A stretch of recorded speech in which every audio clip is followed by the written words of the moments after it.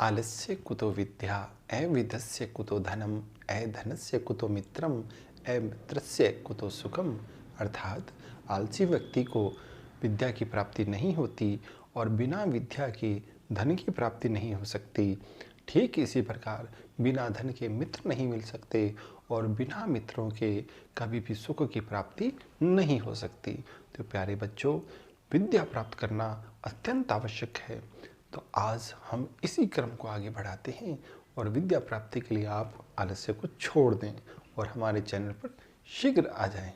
बच्चों, आज का हमारा टॉपिक है श्वसन। ये श्वसन का टॉपिक जो है हमारी एनसीईआरटी के चैप्टर नंबर 14 यानी 14 नंबर चैप्टर में और 12वीं कक्षा राजस्थान बोर्ड की चैप्टर नंबर 10 में समान रूप से उपलब्ध है। तो ये 11वीं और 12वीं दोनों कक्षाओं के लिए उपयोगी टॉपिक है, इसे आप ध्यान से सुनेंगे। तो आज हम शुरू करने जा रहे हैं श्वसन। प्यारे बच्चों, जैसा कि आपने पढ़ा होगा कि हम ग्लूकोज का ऑक्सीकरण हमेशा से पढ़ते आए हैं।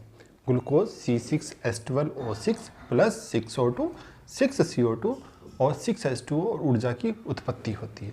तो क्या ये इतना आसान है कि ग्लूकोज का ऑक्सीकरण हो और तुरंत हमें ऊर्जा मिल जाए? ऐसा नहीं है। ये प्रक्रिया 3 चरणों में पूरी होती है: ग्लाइकोलाइसिस, क्रेब्स चक्र और ETS यानी इलेक्ट्रॉन ट्रांसपोर्ट सिस्टम। आज हम बात करने जा रहे हैं ग्लाइकोलाइसिस के बारे में। ग्लाइकोलाइसिस साइटोप्लाज्म में होने वाली बिना ऑक्सीजन की उपस्थिति में एक ऐसी प्रक्रिया है जो श्वसन के लिए सबसे पहली प्रक्रिया मानी गई है। तो कहाँ होती है ये? साइटोप्लाज्म में। इसका दूसरा नाम है EMP पाथ अर्थात एम्डन, मेयरहोफ और पार्नस। एम्डन, मेयरहोफ, पार्नस ये 3 वैज्ञानिक थे। इन्होंने ग्लाइकोलाइसिस के इन चरणों के बारे में जानकारी दी थी, इसलिए इसका नाम EMP पाथवे भी कहा जाता है। तो शुरू करते हैं ग्लाइकोलाइसिस के बारे में। साथ साथ आप मेरे बोल सकते हैं जिससे कि आपको अच्छे से रिवीजन हो जाए। तो हम शुरू कर रहे हैं। सबसे पहले ये है ग्लूकोज। ये वही ग्लूकोज है जो भोजन के रूप में हमें मिलता है। भोजन की जब परिणति ग्लूकोज में हो जाती है वही ग्लूकोज है।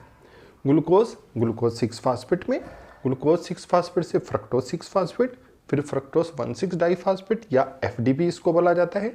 इन 2 चरणों में ग्लूकोज से 6 फास्फेट बनने में 1 ATP खर्च होता है। इसी प्रकार FDP जब बनता है तब भी 1 ATP खर्च होता है। पूरी प्रक्रिया में ग्लूकोज से यहाँ तक FDP तक एक ही अणु ही हमें चाहिए। तो ये आप अच्छे से याद कर लें। इसके पश्चात FDP यानी फ्रक्टोज 1,6 डाइफास्फेट जो है वो 2 भागों में बढ़ जाता है, 3 PGAL और DHAP। ये अच्छे से आप याद करें। 3 PGAL। PGAL क्या होता है? फास्फोग्लिसरल्डिहाइड। अच्छे से याद करें।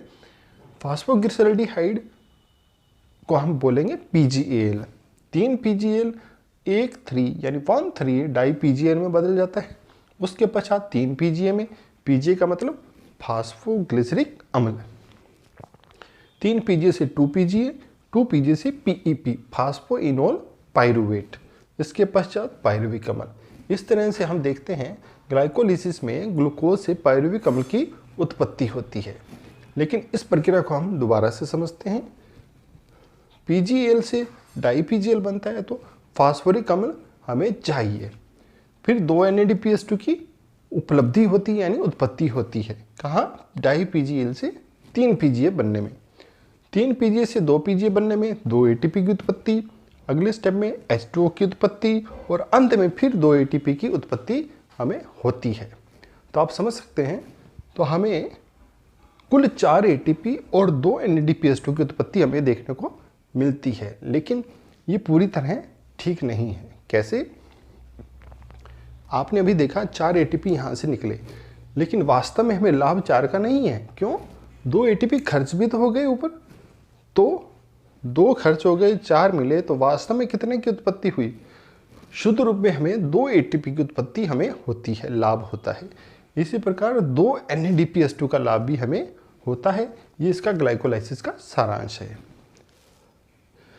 साथ में आप याद करें, ये सभी हमें 2-2 अणु के रूप में उपलब्ध होते हैं और सब ये 3-3 कार्बन वाले पदार्थ हैं। क्यों? क्योंकि देखिए ग्लूकोज 6 कार्बन का है, तो यहाँ तक 6 कार्बन की प्रक्रिया चलती है। उसके बाद ये 2 भागों में बढ़ जाता है।